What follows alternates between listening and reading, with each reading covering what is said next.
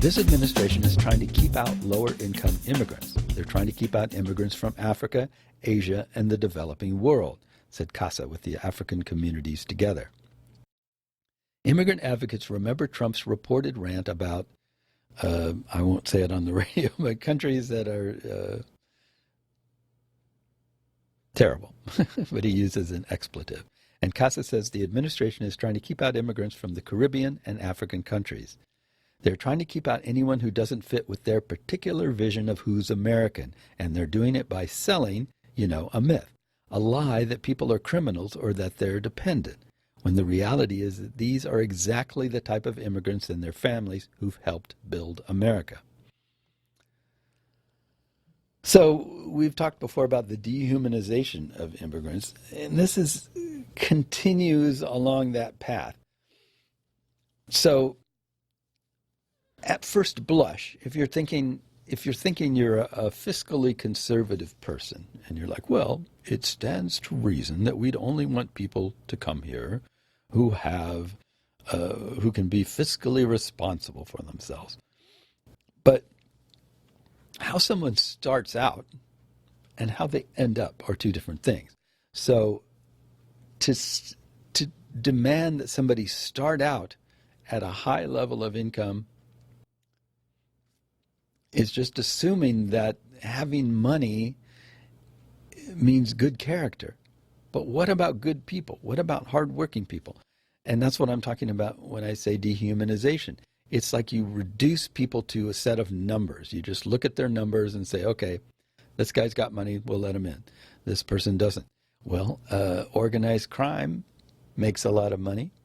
Drug dealers have a lot of money. I mean, there are people with a lot of money who are not good people. There are people without much money who are very good people.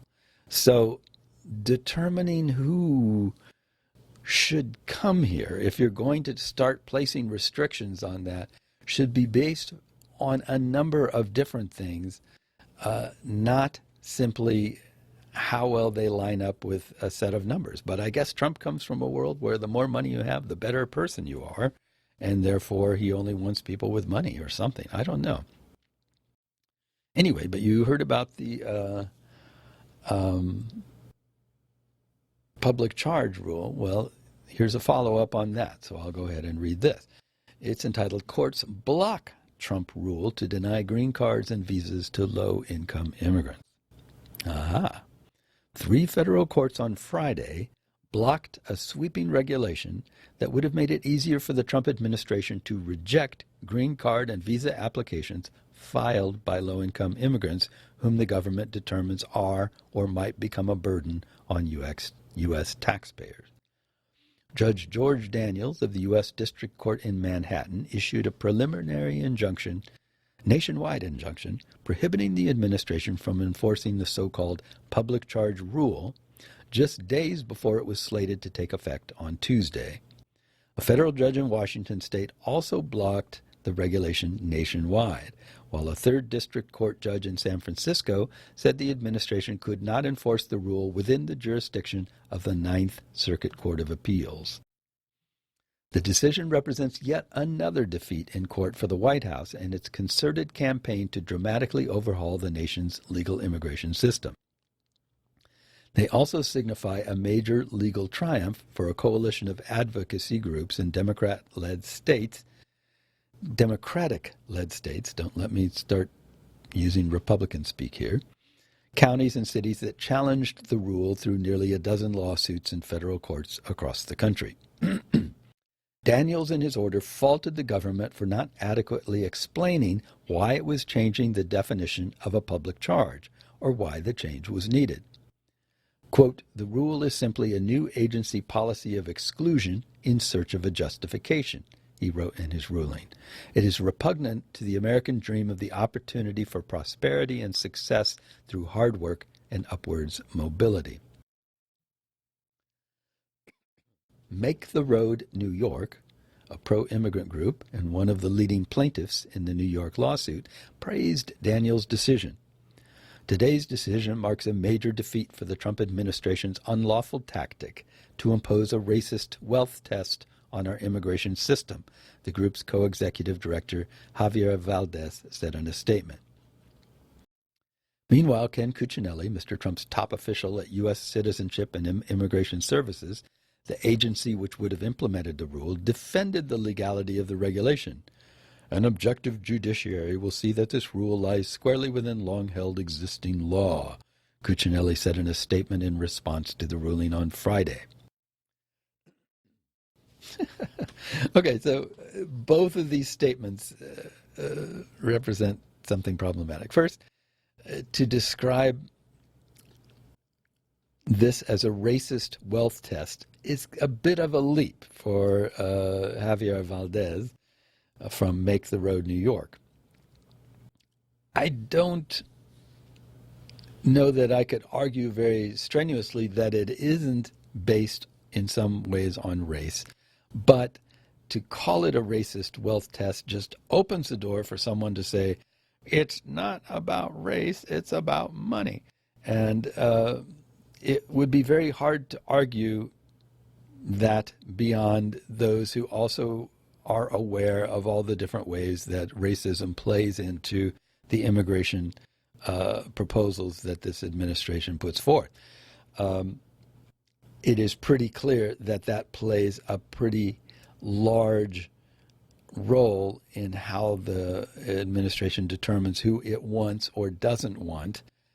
But it's a bit of a stretch to call this particular rule a racist wealth test when it is in fact simply a wealth test that has the effect of hurting certain people more than others. But anyway, I'm just saying that is a bad tactic to throw that in there, because the people that will understand that already know it, and you don't have to say it, and everybody else will go, what? Wait a minute, that doesn't make sense. And then you just created a problem for yourself that you have to try to explain. So that's a problem with that. Cuccinelli, on the other hand, an objective judiciary, he's just, anybody that doesn't agree with me is not being objective, which is ludicrous. Anyway, sorry. I just noticed stuff like that, and it bugs me. All right, so the controversial regulation would have given immigration caseworkers even more leeway to deny applications for green cards and visas filed by legal immigrants who use certain government benefits or whom authorities determine will rely on welfare programs in the future. So they have a crystal ball now, and they can see who will rely on welfare programs? Anyway, for decades, the U.S. has asked most green card and visa petitioners to prove they won't be a public charge or an economic burden on the country. The term was first codified in U.S. law in 1882, the same year the U.S. enacted the Chinese Exclusion Act, which barred the entry of Chinese laborers on the premise that they jeopardized the good order of certain localities. In the late 1990s, the Clinton administration issued guidance saying only cash benefits could be considered when determining whether an immigrant could be a public charge. The Trump administration's proposal, however, would substantially expand this centuries-old term by broadening the type and amount of benefits that count against immigrants seeking to stay or move to the U.S. Under the new regulation, caseworkers would consider enrollment in the widely used Supplemental Nutrition Assistance Program, or SNAP, formerly known as food stamps, certain federally funded Medicaid benefits, and a variety of forms of government-subsidized housing, including the popular Section 8 vouchers. Officials would deem an immigrant a public charge and deny the application if they determine he or she is more likely than not to use one of the considered benefits for 12 months or longer over the span of 3 years. Likely or not. You look pretty like, I'm pointing at myself in the camera. You look like you're likely to become a public charge. Therefore, we're going to deny you. Anyway, caseworkers would also take into account the petitioner's age, educational skills, English language proficiency, and health to determine whether they are likely to rely on the government for support. On certain occasions, those deemed a public charge could post a bond for an amount no less than $8,100. The rule would not affect asylum seekers, refugees, or holders of special visas for Iraqi and Afghan nationals who helped U.S. forces in those countries. Immigrants await their turn for green cards and citizenship interviews in Queens, New York. Never mind. When I copy these things, just so you know, because you listen and you're like, what is he talking about? When I copy these things here in order to read them, I sometimes get the text that goes with the pictures in the story, and I try to edit that out so that I can read, smoothly through here. But every now and then, one of those photo credits or something sneaks in there, and it's very confusing to me because I'm trying to read and trying to make sense, and I'm like, what? Doesn't make sense. So it's as confusing to me as it is to you. Let me continue.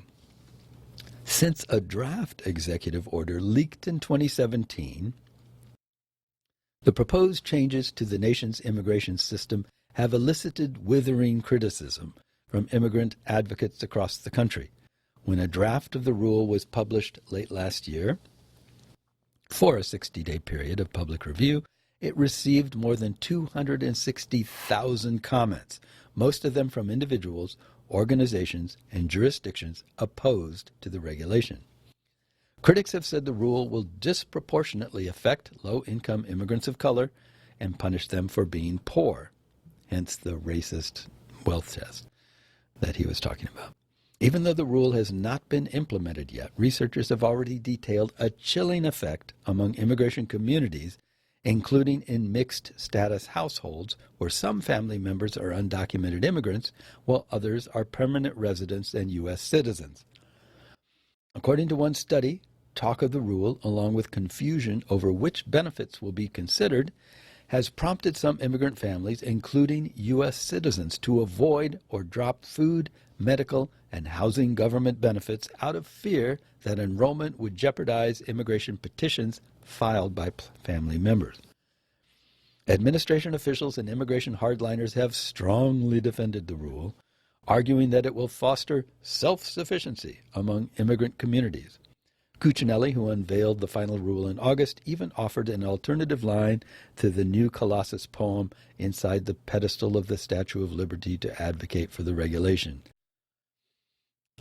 which we read in our last story, and I will not repeat because it is incredibly insulting and stupid thing for him to have said. Anyway, the State Department last year expanded public charge considerations used by consular offices to grant or reject visa applications. The White House Budget Office is also currently reviewing a proposed Justice Department regulation that would allow the U.S. to deport immigrants deemed a public charge under the new guidelines of the USCIS rule that was blocked on Friday. Earlier in the month, the administration announced that it is preparing to reject visa applications from immigrants the government determines will not be able to pay for health insurance or cover health care costs in the U.S. The new requirement is set to go into effect November 3rd. So basically, as I was saying earlier, what they're trying to do is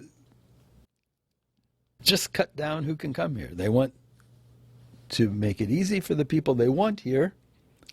Trump wives, for example. He wants to... Anyway, you know what Trump wives are like or look like and where they come from. He doesn't mind bringing those immigrants here. But people from countries that he doesn't like, they don't want them. They don't want them at all. And it's not that the U.S. is broke. I mean, if we, for example, we could pay for free national health care and all sorts of things for everybody and guarantee, a minimum payment, a life payment for everyone, if we just cut out trying to be the number one military in the universe or whatever it is that we're trying to do.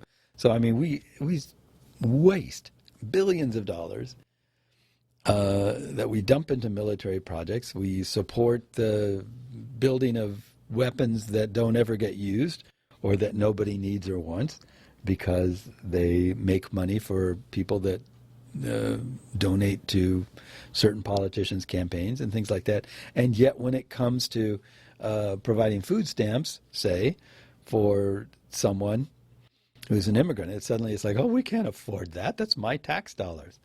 And you don't seem to mind your tax dollars being thrown away when Trump goes golfing once every other day or something, but you'll mind it when it's, helping out a hungry family. Not you. Speaking figuratively to the straw man that's walking by outside. The straw man who is guilty of saying all these terrible things that I can then argue about and chop him to pieces with my brilliant, incisive logic, because he's such a straw-headed fool. Anyway,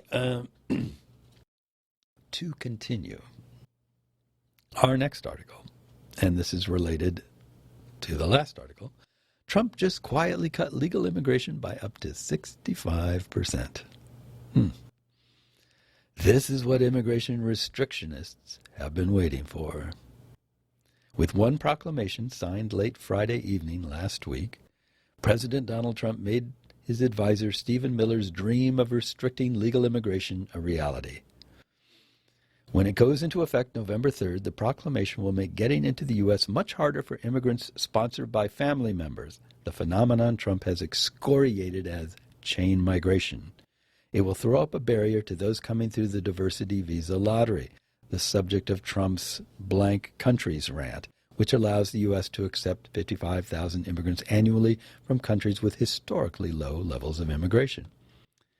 Researchers estimate it could keep up to 2/3 of future immigrants out who would be admitted under current law. Under the proclamation, immigrants who do not have health insurance and cannot afford to pay medical care costs will not be able to move to the U.S. permanently. And for the record here, I have health insurance only because of the Affordable Care Act. I cannot afford to pay medical care costs without that, except that I'm never sick. So that's very helpful. But that's probably not going to last forever. Although I would like it to. If it's possible for me to never get sick again, that would be great. And I haven't for years now, but not really sick, not go to the doctor kind of sick. But, this would keep me out, for example, because I can't afford to pay all that stuff. And if I were just coming here, I likely wouldn't have a job yet, because I just came here, so I certainly couldn't afford to pay medical care costs or have health insurance, even if I brought all my savings with me. So this cuts out a lot of people, a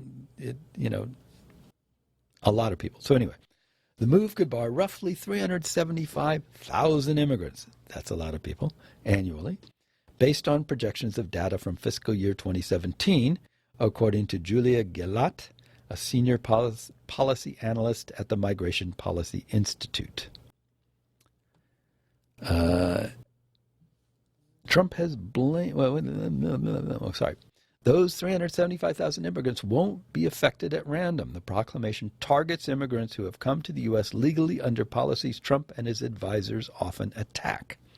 He has blamed the diversity visa lottery and chain migration for bringing in the perpetrators of 2 terror attacks in New York in December 2017, claiming during the State of the Union address the following January that these programs present risks we just no longer afford. Chain migration is a disaster and very unfair to our country, he said during another address in February 2018. He doesn't talk like that. That's just some guy delivering a blowhard kind of statement voice. He talks kind of like that. I can't even do it. I don't even want to do his voice. The visa lottery is something that should never have been allowed in the first place. People enter a lottery to come into our country. What kind of a system is that? It is time for Congress to act and protect Americans. Protect them from what? Oh my God. Protect Americans from people coming according to a visa lottery. It's ridiculous. So he's obviously suggesting with that statement, protect Americans means if people are coming here, they're dangerous. It is dangerous for people to come here. And because the people that come here are dangerous or potentially dangerous. Anyway, Trump has already been waging a quiet and effective campaign to reduce overall legal immigration, the long-held goal of groups like the Center for Immigration Studies and the Federation for American Immigration Reform have long sought. But Friday's proclamation could be the most drastic of those changes, reshaping the immigration system in the U.S. during Trump's time in office along exactly the lines restrictionists have wanted. While the proclamation is on its face about health care, even Joe Grogan, the director of the White House Domestic Policy Council, told reporters on Wednesday that it is not part of the health care agenda, but the immigration agenda. This is nothing less than a legal immigration ban, Frank Sherry, executive director of the immigrant advocacy group America's Voice, said in a statement. So how would the rule work? Well, some immigrants, mostly family members of U.S. citizens or green card holders, can apply for lawful permanent residency abroad and obtain a green card almost immediately. Otherwise, immigrants can come to the U.S. on two types of visas: those for immigrants who intend to settle in the U.S. permanently and eventually obtain a green card, and those that only allow an immigrant to remain in the U.S. temporarily. In order to get a green card, an immigrant will have to prove to a consular officer that they will obtain health insurance within 30 days of their arrival in the U.S. If they can't, they must demonstrate that they will be able to pay for their medical expenses. The proclamation does not lay out clear procedures for determining whether immigrants meet the proclamation's requirements. It will be up to individual consular officers charged with evaluating visa applications and the State Department, which is expected to issue internal guidance on it. But based on insurance coverage alone, the majority of adults who were granted green cards over the last 3 years would have been shut out. Like me, if I were doing. Anyway, according to the Migration Policy Institute, 34% of those recent green card recipients are uninsured, and another 31% have other health care benefits that don't count as insurance under the proclamation, including Medicaid or insurance purchased with subsidies on the Affordable Care Act exchange. Like me.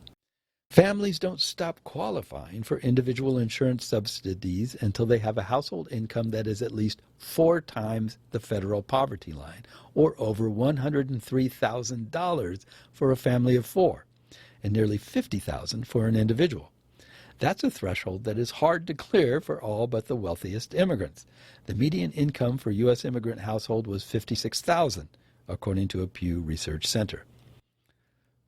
So think about how much money you make and think about whether you would qualify for this, and then think about whether you consider yourself to be someone that this country should want here if you were an immigrant from somewhere else. I mean, obviously you're already here, but if you weren't. I'm talking to the people who live here and who are going, well, that doesn't sound so bad. Well, think about it, because would you have that much money? And are you worth bringing into this country and allowing in? And I'm betting you might say not really to the former and absolutely to the latter. And there you go. The proclamation applies to all immigrants applying for visas at consulates abroad with the intention of living in the U.S. permanently. There are some limited exceptions. Immigrants who already have a valid visa, children of U.S. citizens, unaccompanied children, permanent residents who have been outside of the U.S. for more than 1 year, and recipients of special immigrant visas for Afghans and Iraqis who evaded the U.S. government and their families. The administration can also make additional exceptions on a case-by-case basis, but parents and spouses of U.S. citizens and the immediate family members of lawful permanent residents are subject to the proclamation. The rule will fall hardest on immigrants who are sponsored by family members and those from the diversity visa lottery. Just under 84,000 people have already been selected for the diversity lottery in 2020. 38% from African countries, 37% from European countries, 19% from Asia, and the rest from Latin America and Oceania. Immigrants with job offers will have an easier time as they will likely have health insurance through their employer.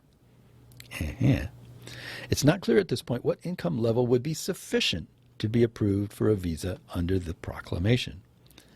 A State Department official said Monday that consular offices will decide whether applicants are eligible for a visa under the proclamation based on information available when they apply for a visa, including medical and financial documentation that is already required as part of their application package.